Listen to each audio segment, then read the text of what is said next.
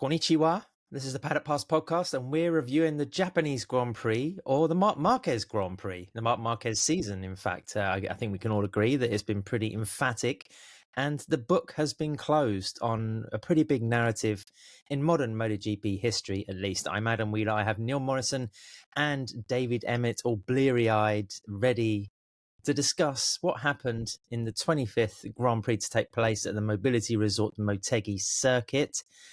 David, dare I ask, how are you coping with the sleep patterns? Not. Succinct, that'll do. Neil, Yeah, no, I'm well? gonna have a nap in when we get off the call. So that'll be. How's that different to any other day? Genuinely, I've been awake all night. I've been not awake all night. I've been sort of like staying up and trying not to have a nap. But that's there's only so much this old and tired body can take. Yes, the riddled carcass, just, the cynicism, just too much sometimes. Neil, did you feel emotional? Were you inspired by what we saw in the early hours of the morning in Japan?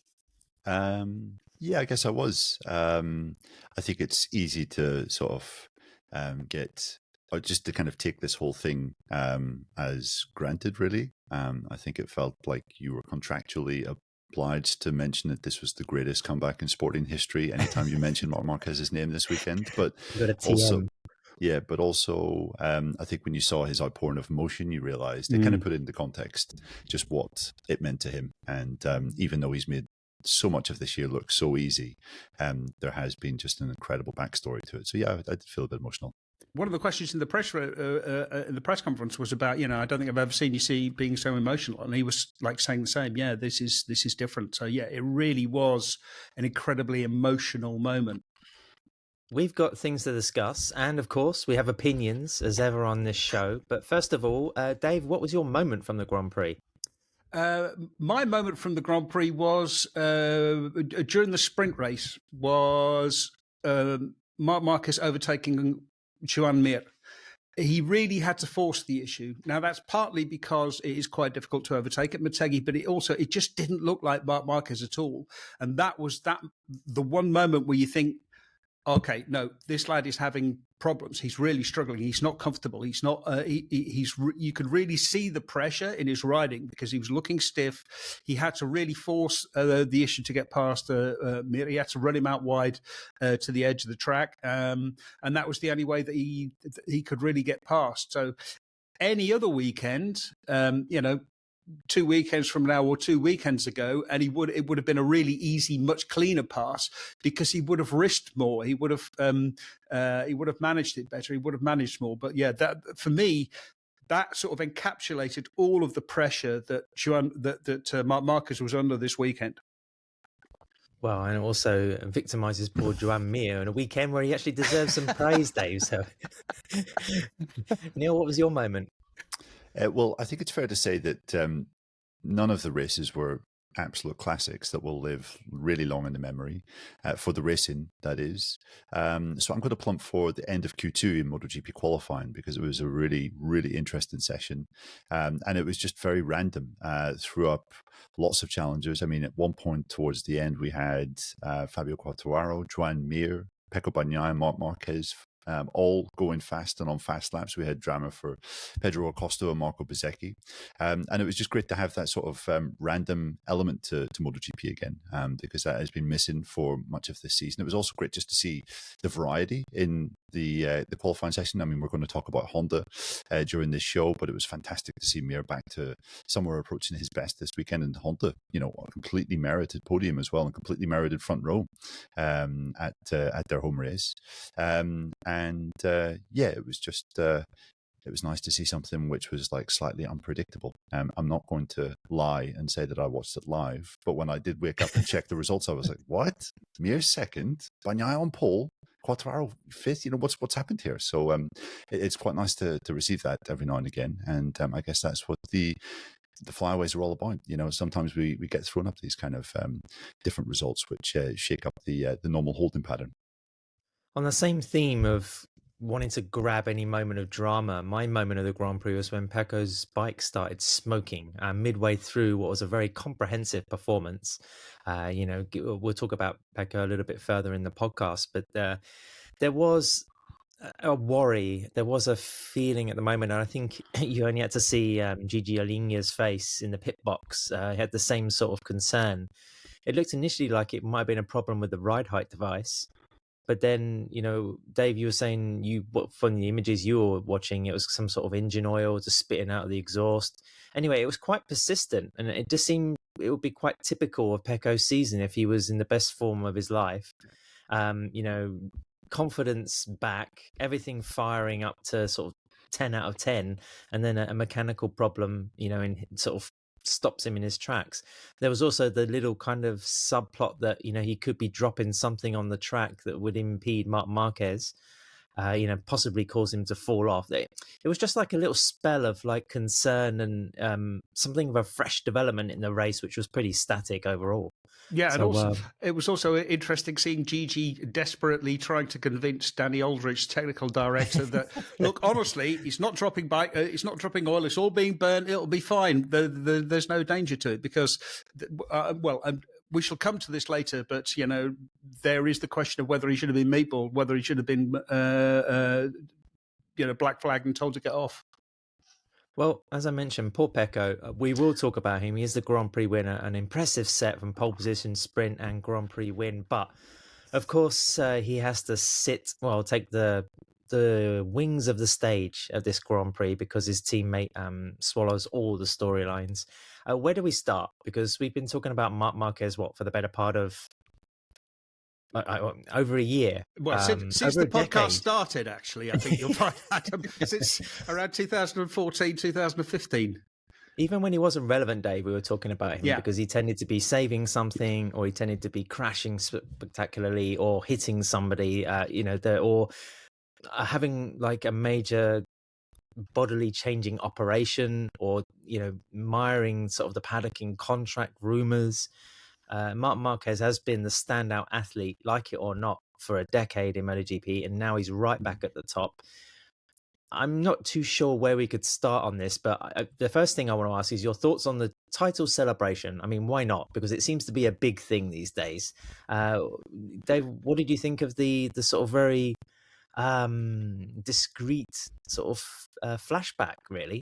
Yeah, I mean, I didn't need to watch someone watching a video. I can do that anytime I travel by public transport. But having said that, the video itself I thought was really good. And also it was really interesting just to see the emotion. In reality, there was no need for any kind of celebration because, Marc Marquez was... The outpouring of emotion, he was in floods of tears. Afterwards, he said, he was between the smoke coming out of Pecco's bike and the tears in his eyes. He was missing his braking points on the last lap. There was so much emotion there. That's what sport is all about in the end. It's about that, it is about that emotion. It is about those stories. It is a fantastic story. I do think the emotion sort of told you all that you needed to be. You didn't even need to know anything about MotoGP just to see that it was good. Did I think it was great? It was also very interesting that Marc said that he didn't know what the celebration was going to be. He didn't know about this. Was it? It's not more about than a number. Yes, exactly. More than a number, so obviously that tells you that they did actually have something planned with number 9. It's just that they had to scrap it at the last moment. And also I do think more than a number, this celebration is about his comeback. It is about this amazing story of nearly destroying his own career because, it was his crash was his fault. Or, well, even if the crash wasn't his fault, maybe it was, something with the Honda. He was pushing very, very hard. He crashed.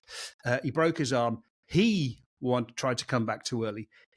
No one stopped him. He tried to force it. He made that mistake, and he paid the consequence for it. And it's taken him all this time to come back again. That's it's still an absolutely amazing story, and that definitely was worth celebrating. And I think, more than a number is the right way to celebrate it. Also, I am now really interested to see what happens in 2026 when he wins the MotoGP championship, whether he turns up with a number 10 or not. Or double digits. Yeah. Neil, just before I get to your opinion, for my 2 cents worth, I thought it was poignant. I thought it was understated. I do kind of wish that Dorna had maybe moved the huge screen with the video maybe to the grid where, there was more fans, there was more atmosphere. I mean, it was kind of sort of lonely. I guess that was the point. I mean, it was Mark being by himself with his thoughts and then two of his closest friends coming up afterwards. But it just seemed a little bit like, he was celebrating a championship or realizing a championship in a vacuum, and it looked a little bit odd. But yeah, I mean, the application of the little commemorative plaque on the trophy and everything afterwards just, kind of was the second euphoric phase of this celebration. And I agree. I think more than a number also underlines the impact that a rider of his ilk has had on the championship, because Marc Marquez may have an avalanche of statistics, but then the way that he rides a motorcycle and the way that he enters a MotoGP race and contest is really, is what has kept us entertained for so long. But what was your take, Neil? Yeah, nothing like massively dramatic to add. I think it's always quite a tricky thing, knowing how to celebrate a title. A couple of his previous efforts have been, they've tried to be slightly humorous and quite, I guess, eye-catching and spectacular. But this was just a bit more straight down the line, and that's all it needed, to be fair. I think, the most kind of impactful moment of it was when he grabbed his physio, longtime physio Carlos Garcia, who works now for the Chiron Health Clinic, which follows MotoGP around. He was leaning over the pit wall, and they had a really emotional embrace. And Carlos was there, I think, through a lot of 2020, 2021, helping him with physio pretty much every day, 2 or 3 hours of physio a day, and just seeing those kind of people that have been so close to Mark in those kind of dark moments, the kind of the emotion that they felt. We heard from a couple of people within the Honda camp and saying how emotional it was for them as well, because they had been with Mark through part of that journey too. And the fact that he was able to share some of the moments, I thought it was quite fitting actually. Mir was on the podium, and therefore his old crew were all, or the majority of his old crew were all down there in Parc Fermé. Seeing that I thought was really nice. So yeah, I didn't think it needed to be big or showy or flashy. I think just the sight of Mark coming to terms with his achievement was enough, and it didn't go too overboard. So yeah, I thought it was pretty good, pretty fitting for what we're talking about. As ever on our review shows, we like to include some questions from our Patreon followers, people who sign up and follow us on patreon.com/Paddock Pass Podcast, and that gives you access to our Discord community chat channel. So we invite questions through there as well. Dave Adam Cole says, is this the greatest comeback in motorsports or sports or MotoGP, however you want to define it? What's your opinion on this one? Is Mark's comeback one of the best in MotoGP history? No, it's one of the best in sports history. It's genuinely, I can't think of an example of someone coming back from such an incredible injury, being away for so long, being uncompetitive for so long.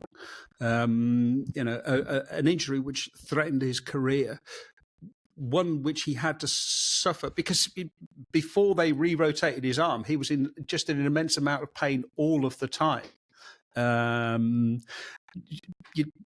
Because we think about riding, yes, he couldn't ride properly, but also just like wandering around home, making a cup of tea or a cup of coffee or whatever, he would be closing the patio door. Exactly, closing a patio. That closing the patio door, that wasn't what did it. It was the idiotic decision to try to ride at Jerez too that did it. But no, I mean, it is such an amazing story. Yes, it is definitely, for me, the greatest comeback in the greatest comeback story in sports. Maybe there's a better one, but I will be honest, I don't watch enough sport. I love MotoGP, but there's lots of sports which I have absolutely zero interest in. So maybe there's a better story out there. But all of the sports that I can think of, this is absolutely the greatest comeback ever. I mean, I think there's a couple of precedents in MotoGP that you can maybe look back on. Barry Sheene in 1975 crashed at Daytona at like over 170 miles an hour, broke his left leg, thigh, his right wrist, his arm, his collarbone, 6 ribs, and he was back racing 7 weeks later and won the following year's championship, which was quite remarkable. And then you obviously have to look at Mick Doohan in 1992 when he broke his right leg, which seemed simple enough at the time. But then obviously there were some extreme complications with that break, lost circulation, bottom of his leg started rotting. There was fears that it was going to have to be amputated, and that affected him for the rest of his career and how he rode and basically how he was able to walk. And he was back, 2 years later, winning the championship in 1994. But I think the fact that this is just, there were so many different complications. There were 4 separate operations on the arm, that it went on for 3 years more or less, and that you had to count in and factor in the issues that he had with his diplopia in that training crash at the end of 2021, then that massive high side in Indonesia in 2022. I remember having a conversation with Dave at the end of 2021 season, and we were genuinely discussing whether we would see Marc back riding again. It seemed that just wave after wave of kind of negativity was just, it was going to be too much for even a rider of his kind of talents. And, we know the physical sacrifices that he's made, but we spoke about it previously on a different podcast, just the fact that he gave up essentially a contract of 25 million a year to go and ride for Gresini where he wasn't earning a salary. He also gave up personal sponsors that he's been with forever, since he started racing in Grand Prix, to move to the factory Ducati team, the likes of Red Bull, I think Allianz as well being another one. He put his money where his mouth is, essentially, and he believed in himself, and I think for that it probably surpasses the likes of Doohan and Sheen, and certainly makes it the biggest comeback and probably the most incredible comeback in this sport for sure. Yeah, and also just the length of time between the championships from 2019 to 2025. That's never been done before, and I don't think it's been done before in other championships as well. Well, I mean, the closest is Casey Stoner, after winning in 2007, and then again 4 years later. Also, with different manufacturers, so that's something else that Marc has now achieved. He's joined that little elite club. But yeah, I think you're right. I think the depth of the appreciation, or the depth of the story rather, comes from the amount of compromise or sacrifice that the subject has had to endure. Muhammad Ali was obviously banned from boxing for a period of years in his prime as a heavyweight boxer. But I mean, Marc Marquez, from Neil, you mentioning it's easy for a rich man to maybe say, I'm going to take a year out of earning super mega bucks to chase my dream again. But, it's still a big call to make, and to sever those relationships, those business ties, like you say, that he's had for a long time. So, yeah, I think that really comes into it. And I was writing a story for the Daily Telegraph about this, trying to sort of summarize it. And Doohan was the clearest kind of parallel in terms of injuries and the physical compromises that Marc had to overcome. And, there's these kind of little, parallels again, I guess you could say, with Doohan. I mean, Marc injured himself in the same section of gravel where Doohan ended his career. Both HRC riders, and as you pointed out, Neil, Joan Mir getting that fantastic podium finish today. Quite a poignant moment as well for HRC. Casey Stoner, another HRC rider, with that gap between championships. So there's all these little strands that kind of pull together, and it's just funny how sport works out like that. So but yes, finally it's done. It's dusted. And I'm very curious to see what we'll see now in MotoGP with 5 races to go. Do the gloves come off? I think they probably do. I think it's worth pointing out also just the domination this year. The kind of the number of, I think it's 10 double victories, 11 victories overall at this point in the year, which is quite remarkable. Still on course to potentially win more races than anyone over a single season. But I think the fact that you could only really point to the Silverstone sprint and Barcelona race and sprint when he was properly outclassed by someone in kind of proper racing conditions. That means not in the rain or not in slightly odd conditions like we had at Silverstone on the Sunday, for example. I mean, that is just quite ridiculous level of consistency, just to be that superior over, in those very kind of conditions that we've had all year long. We know about the kind of run of races that he went on mid-season that just sort of completely broke the back of Alex Marquez's title challenge, and then, saw him sail clear. But yeah, I mean, you are looking back at 2019 for that sort of level of consistent brilliance. Marc has definitely achieved that this year. Yeah, for me, I think I really don't know what's going to happen, because you have to think that Marc Marquez has spent the last 2 years of his life working towards this moment, starting at maybe sort of, Sachsenring Assen, the 2023, when he starts to think, look, I've got to leave Honda to make this. Am I still competitive? I can't keep on doing this the way that I am. Moving to Gresini, then basically blackmailing his way to into the factory team, which was absolutely the correct decision for absolutely everyone, as the fact that he's just won the title sort of proves. But he has dedicated so much of his life. He's poured so much of his energy, of his, like his life energy, if you like, into winning this championship, that there's going to be a hole. Like what's he going to feel like when he wakes up tomorrow? Obviously, he's going to feel amazing, because he's achieved his objective. But the trouble with achieving the objective is that then you sort of like sit down and think, God, I'm tired. So it's going to be really interesting to see whether he can keep his focus and keep this intensity, because it's the most impressive thing I think about this season has just been the intensity he's been able to maintain. So yeah, I really don't know. He could go on a tear, or he could sort of end up crashing out, or he could end up sort of nowhere, or he might decide, you know what, this'll do. I mean, yeah, I think that's a very interesting point, Dave. And there probably is going to come a point where he might think, well, what is there left to achieve? Because I've done it all this year. How am I going to go into 2026 and surpass what I've done this season? But I mean, to be fair, it's not really held him back in previous times. And we are probably talking about the most voracious of all MotoGP riders, certainly of the modern era. And now that he's worked so hard to re-establish himself at the very top of the sport, I mean, he's not really going to give up that position easily. And you have to imagine he'll probably find motivation from, let's say, the renaissance of the likes of Bagnaia, maybe stronger challenges in the future from someone like Acosta, Martin, Bezzecchi, those kind of things. I'm sure will sort of sharpen the focus again. So yeah, I think we're still looking at a few years down the line before Marc is suddenly a bit bored of winning. Listeners, viewers, riders, if you have a street bike and you're after some new bars, grips, chain wheels, chains, brake pads, then head to renthal.com. There's a Fit My Bike tool, so you can find exactly what you need for the bike that you have. Thanks to renthal.com for backing the podcast. An Italian one, Pecco Bagnaia, for the second time getting on the podium. We've had 5 winners now in 2025.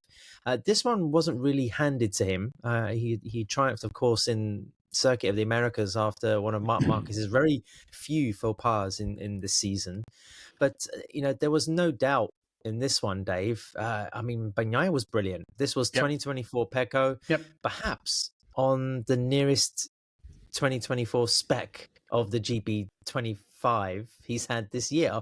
Who the fuck knows what's going on with that bike anymore? I give up. This is it. Lots of people have said lots of things about the bike that Pecco Bagnaia is on. The only person who really knows, well, there are a few people who know. Gigi Dall'Igna knows, Davide Sardozzi knows, Christian Gabarini knows. I also suspect that Pecco Bagnaia knows as well. It's just that nobody's going to actually tell you anything. No, Pecco does know. He does know. He knows. He knows that he's on a GP24 frame. There's one moment which I remember from earlier in the year where we asked, like, Pecco was. We kept on saying, Pecco, well, can't you go back to last year's frame? And he was saying, no. I've been told it won't fit. It won't fit. And then we asked, Marc, could Pecco go back? And he says, yeah, no, it's the same. If I wanted to use last year's frame, it's no problem. So obviously they've been telling different things compared to Pecco and Marc, and maybe Pecco and Marc have been talking, but Pecco's decided not to believe Marc because he thinks it's he's been messed around. But the things that Pecco was saying after today was, I'm angry.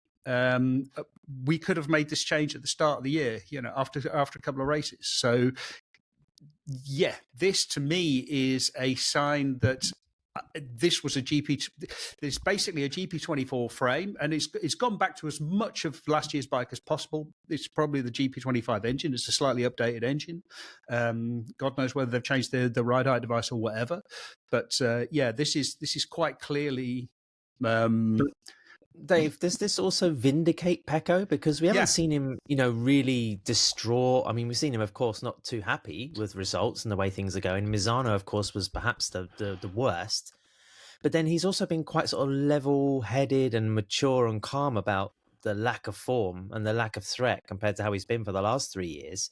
And he's kind of almost stood up today and said, well, look, you've given me a bike, I can do it, I can push, and I can win a race from the front again. So I think it's underlined the fact that it's not been down to some huge psychological turmoil that Bagnaia's been off the boil. No, I think he has been in psychological turmoil, but he's so level-headed that you don't necessarily always see that. And there were a few signs of that over the past 4 or 5 rounds. When I'm trying to think of specific examples, but for Barcelona, Misano, there was an occasion, I think, after the sprint where he just looked like he wanted to cry.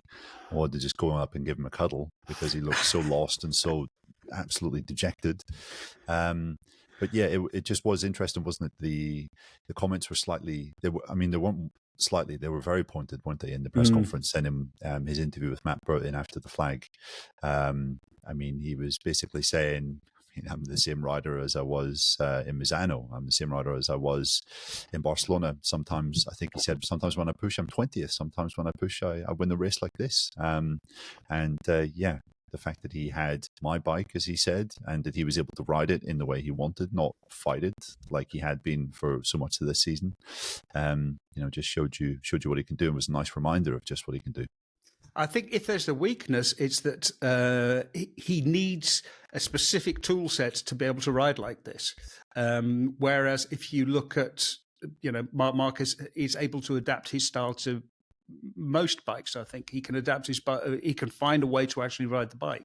Fabio Di Giannantonio is another good example of a very good rider who has got off of a bike that he could really work with and get onto a GP24 and is really, really struggling. He is up and down. GP25. GP25. He's up and down all over the place. So I think that's a sign that's perfectly normal. What's happening to Pecco Bagnaia is very normal, and it would have been very interesting to see if Marc Marquez hadn't been on the other bike, what they would have done. Yeah, I was mentioning about the point of comment again. Another thing that he was saying, I think, on Thursday and in the press conference was how thankful and appreciative he was towards Manuel Poggiali and Casey Stoner, because he said that both of them were able to say at the Misano test, Pecco's bike is shaking, and when they made changes, I'm guessing to the sort of the setup that he was using in Motegi, one bike looked perfect, and you could see him throughout the race in Motegi going into turn 1, sort of kicking the rear out and sort of sliding it, but in a very controlled way. For so much of this year, it had been kicking out and shaking around, and you didn't get the impression that he was in control at all. But he was saying it was good to have kind of the confirmation from Poggiali and Stoner, almost as if he was saying, look, like these people are actually backing up what I'm saying, as opposed to just like banging my head against the wall. With maybe, I don't know whether that was a point of comment to some engineers or not. I was expecting a kind of an outpouring of emotion, but the fact that he was angry, I felt was quite interesting. It was also very interesting that he kept on mentioning Manuel Poggiali, because obviously there's been all this talk about, has Casey helped? But it sounds like Poggiali's been saying this all the time, and Ducati just were not listening to him. And it took sort of Casey Stoner to say, no, Poggiali is right. He's saying the right things, for them to sort of accept it, and also possibly just sheer desperation. They gave him what he wanted, and it worked. Such as was his authority in the race, we didn't see a great deal of him on the TV. When we did, it looked like his GP 24, 25, 20, whatever, was wheezing somewhat. We've had sort of some questions and inquiries from listeners, Jono, Seth Kane, and also KO, sort of saying, you don't want to bash a man back down or just after he's got back up. But should he have been black flagged? I mean, and who's involved in that decision-making process? I mean, if he's laying a kind of a coating of oil on the track, how quickly can race direction make a decision like that? Well, race direction talk to the marshals. They ask marshals if they can see any fluids on the track. Marshals will report any fluids on the track that they see. They will be able to look. They're in a much better position to actually see because they can look. They can see the track once they're passed. There'll be sort of talk. We did see, as I said, we saw Danny Aldridge down in the garage talking to Gigi Dall'Igna, and Gigi Dall'Igna practically begging Danny to please, don't meatball him, give him the black and orange flag, which means, retire immediately. It didn't look like the bike was dropping any oil. What it looked like was the oil was being burnt. And it was very strange. At first I thought, maybe it's an oil overflow or something, the oil is getting, because the oil vents into the airbox and gets burnt that way. But the smoke was only coming from the bottom exhaust. The bottom exhaust comes from the front bank of cylinders, which suggests that there's something wrong in the engine there, and it's quite a fresh engine as well. It's his freshest engine. He's only used it in Barcelona and here, and he did say at the end of the race he was losing power. And if you look at his top speed, I think he's like about 3 kilometers an hour down on top speed compared to last year, and he was one of the slowest on his average top speed compared to the rest of the field. So yes, there was definitely a problem. Yeah, what it is, whether it's bad assembly, whether it's just overstressed, whatever, there is a problem there, and he's probably not going to be able to use that engine again. Dave, you said that he's tight for engines, right? He has to be a bit careful now. Still 5 races to go. Yes, I think this was number 7. So 7? He's got 8 engines for the season, but he can't take number 8 until race 19, I think, which is which is Sepang. No, it's Phillip Island, and that means that he's got to go through. He's got to go through Mandalika first, sort of juggling old engines, and then he'll get a new engine for the last 4 rounds. But then they'll have to, you've got 2 bikes. You've got what engine are you going to put in the other one?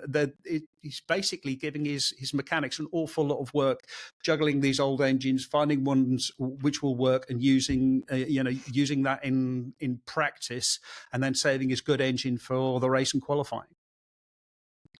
Just, I think it's worth pointing out what a brilliant ride it was from Pecco, and what a brilliant performance it was all weekend through. I think resident statistician TV Room Raccoon was pointing out that this was the first time that Marc had been beaten to pole position and Sunday victory by his teammates since 2017 at Jerez, when Dani Pedrosa managed to do that, which is quite remarkable. So this hasn't been happening so often on the other side of Marc's box, and it was just like over as a contest pretty much from lap 2 or lap 3, from the moment you saw Marc not able to Turn get past 1. Yeah, arguably.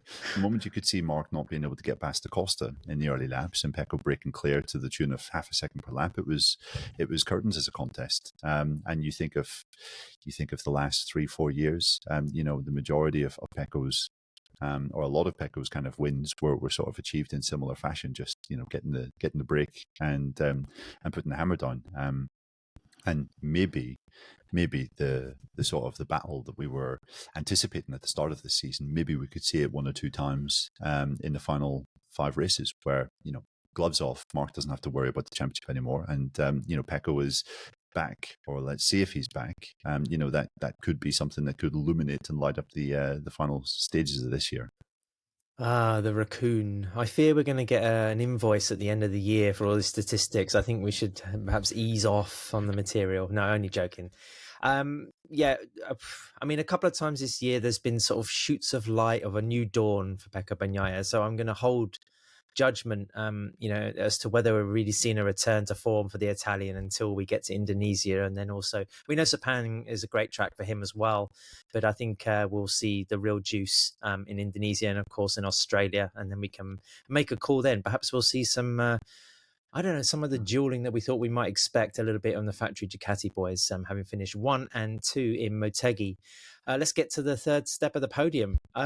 Did anybody kind of predict that? Did anyone take the plum and put Joan Mir in their fantasy team? I mean, the sprint was you did. Oh, you we just love a smug. Yeah, you little rat, you. No, but I did think about it. I was sitting there going, look, am I going to put Mir in or am I going to put Marini in? And I thought, no, well, I'll put Marini in because that's the safe bet. You know, he's much more reliable. Yeah, and then me too, Dave. Mir is absolutely on fire. Just such a good weekend from Joan Mir. So impressive in qualifying, impressive in both the sprint and the GP. Back on the podium. It was really nice to see him back on the podium. Nice to see his team as well. Like I think his team have suffered an enormous amount. Obviously, he now has Marc Marquez's old team, and they're used to success. And this has been such an incredibly long road. And it was just really nice to see it for Honda as well. Just, you know, like they've put all this whole hard work in. They've invested. They've done everything possible to try to come back, and it is starting to pay off. It shouldn't have worked, should it? Because the Honda still struggles under braking, and we're at the hardest braking circuit on the calendar. Joan Mir said on Saturday he's having to ride at 120%, which, you know, usually translate into Joan Mir having to pop into the Danes service truck and say, here's another set of levers for you to fix, lads. And we just didn't expect this. I mean, I do wonder, again, we shouldn't get ahead of ourselves and say, right, Honda are there. They're going to be top 5 fixtures, because Marini's been posting that kind of form in recent weeks. But it's tempting to say that, you know, the progress is tangible. Well, it's not like this was a fluke. I think the most impressive thing was no one crashed in front of him. You know, he passed Pedro Acosta on merit and had better late race rhythm than him in the KTM. It wasn't like this was some weird weekend where we lost one day to rain or, you know, like 3 or 4 or 2 sessions were wet or something like that. It was like a full normal weekend with, okay, conditions were slightly hotter than I think we're used to at Motegi, but otherwise a fairly normal linear weekend. And yeah, he was there completely on merit. And there were a few scary moments in the first corner in particular. I think he looked as though he was quite close to crashing. I think there was another moment where he got stuck behind Fabio Quartararo and the bike was dancing around underneath him. And you thought, oh God, you know, this could be typical Mir to throw away such a promising situation. But yeah, he controlled it so well. Yes, the dark times have been so dark, arguably darker than Marc Marquez, because at least, you know, Marc was able to show his potential off in certain circumstances over the last 4 years. But for Mir, you know, that last podium came in the Algarve GP at the end of 2021. 1,421 days ago. I mean, that is a long old time in the wilderness for a 2-time world champion. You couldn't even test him as Arno, Neil. Exactly. So. Yeah. And, you know, he missed, he missed most of the Misano race. Missed the Misano test.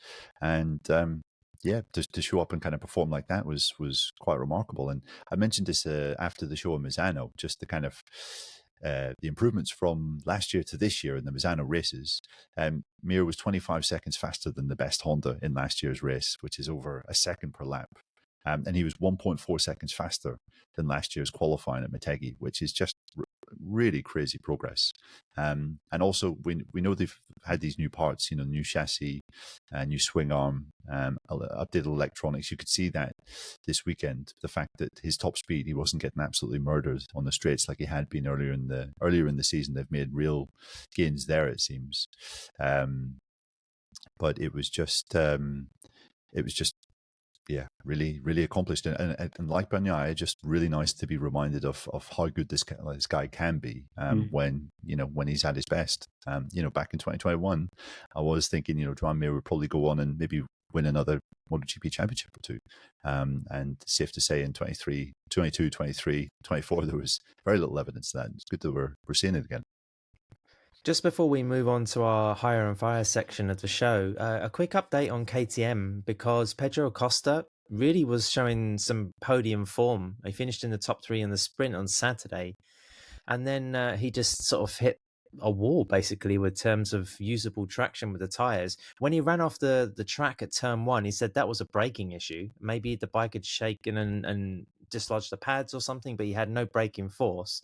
He made a pretty decent fist of getting through the gravel to get back on the track, but just a torrid weekend for the KTM boys. Brad Binder complaining about chatter both front and rear. When he actually got the bike upright, then he was burning the tire. Maverick Vinales lacked feeling. He said he had some pain, but towards the end of the race, he was okay with his left shoulder. Anea Bastianini also saying frustration is one of the words that comes to mind. And with Bastia's limited vocabulary, then that's pretty impressive anyway. But Acosta, he's kind of banging his head against the wall, really, because he obviously has the ability, has the pace to be troubling the leaders. That was just like a disappointing scene today to watch him go back to P17. Yeah, and I mean, the bike is clearly very strong in certain areas, but still has very clear weaknesses. I think one of them is tire. It's reminiscent of Buriram of Thailand, where they spin the tire up in the middle of the track in a straight line, especially when the track is warm. It's going to be a problem in Indonesia. It's probably going to be a problem in Sepang. So yeah, there's some difficult times ahead for KTM. But then they get different tires there, though, Dave. I mean, they get different Buriram tire. Yeah, but they do get different tires there in Buriram. But this seems to be that just seems to exacerbate the problem rather than actually cause it, if you see what I mean. There is, because it is a harder, much stiffer tire, there is less grip in the middle, and again, this is a tire that Motegi is a track with a lot of straights, so you're spending a lot of time on the middle of the tire, and that seems to be a big problem for the KTMs. Before we get on to Hire and Fire, feel free to hire Pole Position Travel, especially if you want to attend the season closing event in Valencia. Very hard to get tickets now for that particular Grand Prix, but Pole Position Travel have some fantastic packages where you can stay in first class hotel accommodation downtown in the city. They also take care of the transfers and some entertainment around the Grand Prix itself. So look at polepositiontravel.com and use PPOD25X to save some money through the Paddock Pass podcast. Thanks to Pole Position Travel. Dave, who is your hire from the Japanese Grand Prix? And you're not allowed to say Marc Marquez. That's not fair. No, my hire is Joan Mir, just because he had such a good weekend. He was so strong.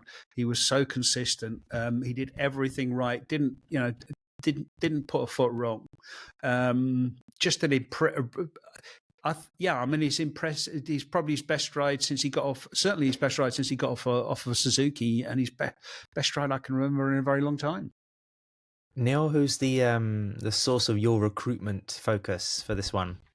I mean, I'm not really being vastly original here, Ed, but it's got to be Pecco Bagnaia. And we've obviously mentioned his brilliant performance all weekend, but I thought he was a complete gent as well. I thought that how he handled the spotlight being on Marc after the race, even though he had just won, I don't think there was any sort of really sign of his celebrations. You didn't actually even see him in Parc Fermé, I don't think, when he was interviewed eventually.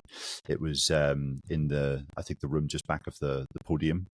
And in that he said, I don't want to take the spotlight away from Marc. So I thought that was a hashtag nice touch. And just kind of spoke volumes of Pecco. I think he could have been quite pissy about that kind of thing, where he said, do you not see what I just did? And you're not paying me one lick of attention. He didn't show any sort of... There was a little bit, there really was. There was a little bit. You could tell that he was very slightly annoyed. He completely understood it. Obviously, that was really obvious. But there was just the merest little hint that it's a shame that it happened at the same time. Yeah, but he didn't. Let's say he didn't put words to that frustration. Exactly. So yeah, the performance over the weekend and the sort of the gentlemanly nature of his dealings with the media afterwards, I thought were well worthy of respect. I'm struggling slightly with a cold, but don't worry, boys. I haven't lost track of my senses because I'm going to nominate Marco Bezzecchi. What? I just thought. No, I mean, we were joking on the paddock note shows that, Marco had a right leg injury, so he could just retrieve his stupid wooden one from Misano if he was really struggling that badly. But I thought his performance today was fantastic, considering, the adversity he'd been through throughout the weekend, from those 2 crashes on Friday, and then, of course, the drama through the sprint that decimated the Factory Aprilia team. Bezzecchi today was composed, competitive, made the moves when he needed to, and I think that was a first-class salvage operation today. So full credit to a very unexpected result. I think that's probably put it better than anything else. Yeah, also worth pointing out, because what happened at the start of the sprint was Jorge Martin made a rather optimistic move around the outside of Fermin Aldeguer, lost the front. It wasn't ridiculous, but it was, he just got it wrong and crashed. It ended up taking out Marco Bezzecchi. He was very lucky not to be he was very lucky not to be hit. He did end up breaking his collarbone, which again, it's just a terrible, terrible weekend for him. But there was a story on motorsport.com with Oriol Puigdemont, who said that Martin had sort of come back to the paddock, called Bezzecchi in to apologise, explain what was going on, because there was quite a harsh statement put out by Massimo Rivola about not sparing Martin, sort of like saying he made a big mistake. But I thought that was really, really classy by Martin, and you just feel really sorry for him. Yeah, actually, I'm going to keep talking for the fire section of the podcast. I'm going to nominate the resident MotoGP black cat that seems to be hovering around Jorge Martin's pit box, because, the crash was wince-inducing. That's his 7th or 8th broken bone, I think, this season. 4th major kind of accident, really. It's really brutal reading, and you end up shaking your head, especially if you're Aprilia senior management. How do you keep this guy healthy, and how do you keep him on a track whereby he's able to get the RSGP to a position that he feels the bike is his and he can perform, because it's just one setback after another. I also want to make a quick mention for Ayagura. It's a mixture between disappointment, I's predicament, also the disappointment he must have had along with Trackhouse Racing of having to miss his home GP due to repercussions from that injury he sustained in Misano. And we keep hearing about how fast that crash was. I haven't seen any footage of it. We had that strange situation in Misano where there was several crashes where we didn't see any kind of visual evidence of the cause or the aftermath. But Ayagura, I think that must rank, as one of his maybe darkest moments of the season, if we're going to use that sort of phrase again. There's been some big hits already. Silverstone, of course. It's been a tough rookie year for the rookie. So I'm not going to fire him, but I'm going to fire these disturbing forces around these riders. Neil, fire the feline is what you're saying, Ads. Bad pussy. I'm going to nominate Johan Zarco. It might not have looked like it was a terrible weekend. I mean, Zarco finished 9th, but he was comprehensively outperformed by Joan Mir, and had been comprehensively outperformed Luca Marini before Marini's unfortunate technical issue forced him to retire. And, he was obviously trying to get his head around some of the new updates that the factory boys have been running over the past couple of weeks.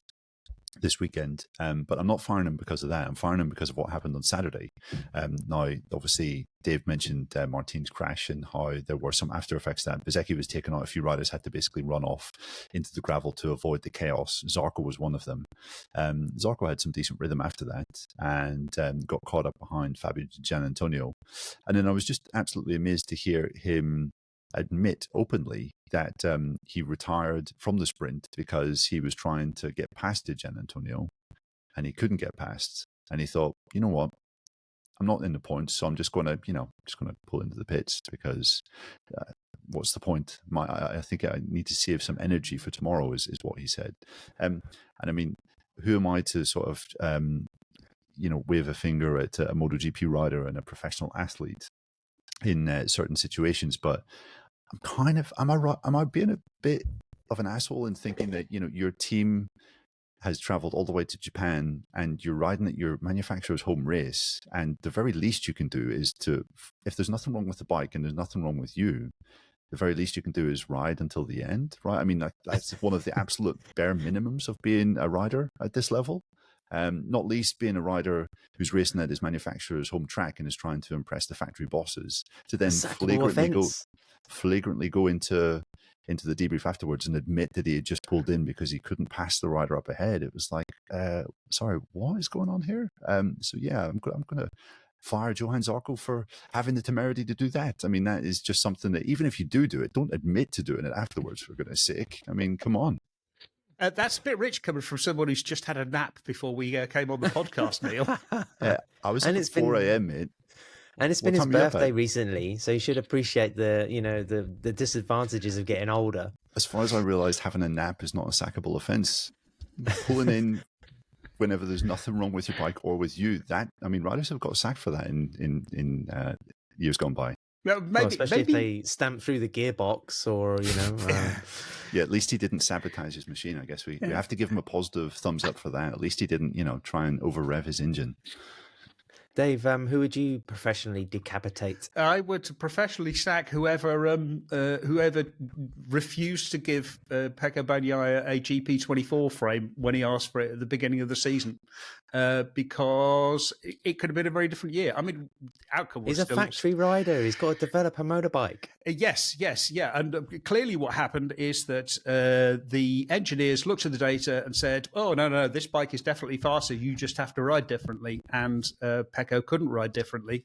And they tried for 16 races and eventually gave in. And as soon as they gave in, it paid off handsomely. So, yeah, they should have just listened to riders. Engineers are just awful to riders. They are. It's literally. It's the old thing about light bulbs. Riders like out bulbs. If one stops working, you just unscrew it and put in another one. Maybe that's why Joanne stopped. Exactly. No, but so yes, whoever refused to give him a GP24 at the start of the season, who wouldn't listen to him, deserves to be sacked. Now, Dave, bearing in mind that there's some crushing disappointment coming up for Neil, would you like to explain what has happened in the Alpine Stars Paddock Pass Podcast Fantasy League? Or, Neil, would you like to illustrate who have been the smart Alex in our prediction requests for the Japanese GP? Well, let me start with the Alpine Stars Paddock Pass Podcast Fantasy League. The top three, we have one change in the top three. It's still Pussy Racing and Team Red Rocket first and second. The aptly named Marquez Academy 93 has leapt into third place. The order of amongst the four of us is still the same. Steve is still at the top. Neil is second. I'm third, and you're not third, Adam. And we all lost a lot. We all lost a lot of places, but actually, Neil did the least worst of all of us. He only lost, I think, 16 places or something. So well done, well done, Neil, for only being disappointing rather than miserable.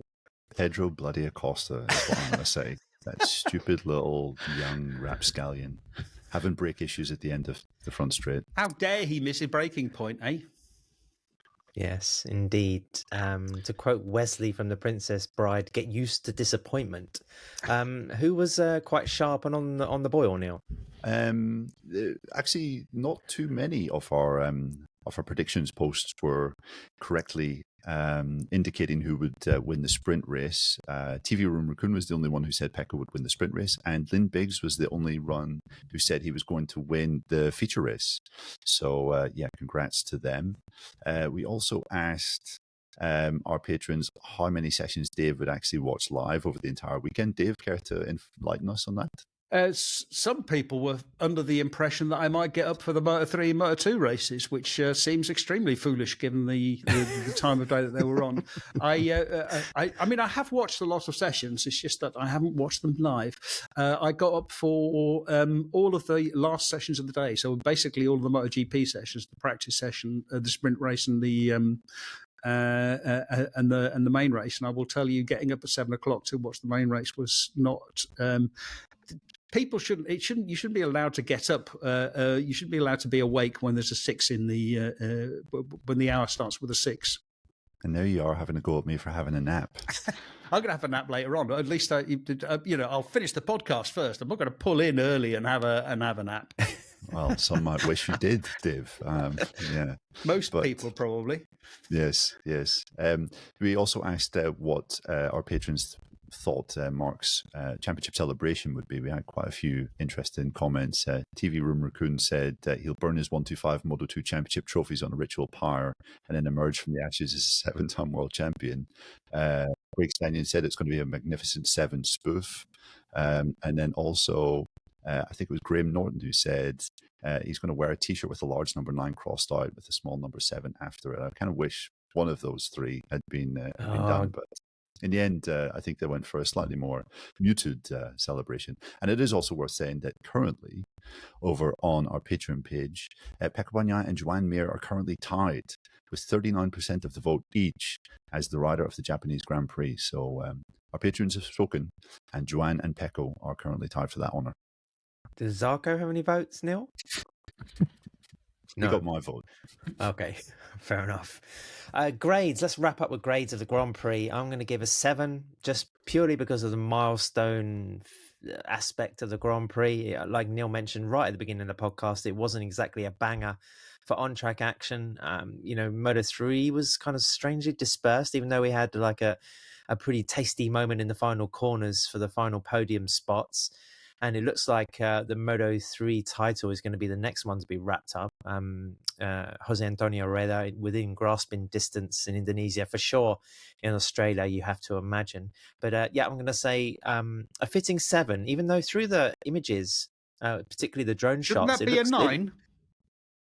Oh, get over it, people. I mean, Motegi looked kind of busy in some areas, but then also quite vacant in others. It was it's a bit of a strange venue for public, but I think the Dorna TV production crew did a good job on focusing on sort of pockets of atmosphere there, and the Japanese fans are just amazing for the lengths of dedication they go to for their particular riders with signs and costumes and get-ups. It's really cool to see. It's a particular flavor, I think, of this race. So a 7 from me. Neil? I'm going to go with a 5.